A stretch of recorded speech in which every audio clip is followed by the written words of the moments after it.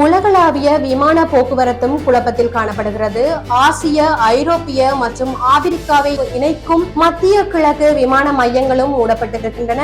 அதே சமயத்தில் லெபனானில் ஈரானின் ஹெஸ்போல்லா நட்பு நாடுகள் இஸ்ரேல் மீது துப்பாக்கிச்சூடு நடத்தியிருக்கின்றன. இஸ்ரேல் வான்வழி தாக்குதல்களை மற்றும் தெற்கில் தரைநிலையை வலுப்படுத்துவதன் மூலம் பதிலளித்திருக்கிறது.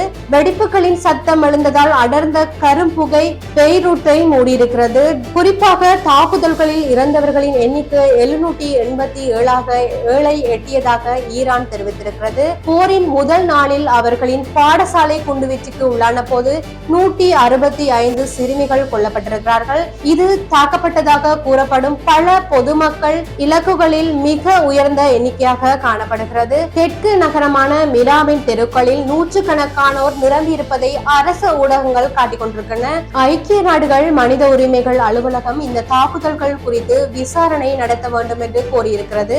அதன் செய்தி தொடர்பாளர் இதனை முற்றிலும் கொடூரமானது என குறிப்பிட்டிருக்கிறார். அதே நேரம் சில ஈரானியர்கள் 86 வயதான கமோனியின் மரணத்தை வெளிப்படையாக கொண்டாடி இருக்கிறதையும் நாங்கள் காட்சிகளினூடாக காணக்கூடியதாக இருந்தது. அவர் ஈரானை 37 ஆண்டுகளாக ஆட்சி செய்து சில வாரங்களுக்கு முன்பு ஆயிரக்கணக்கான அமெரிக்க எதிர்ப்பு ஆர்ப்பாட்டக்காரர்களை கொன்ற பாதுகாப்பு படைகளுக்கு தலங்கை தாங்கி இருந்தார் என்பதும் குறிப்பிடத்தக்கது.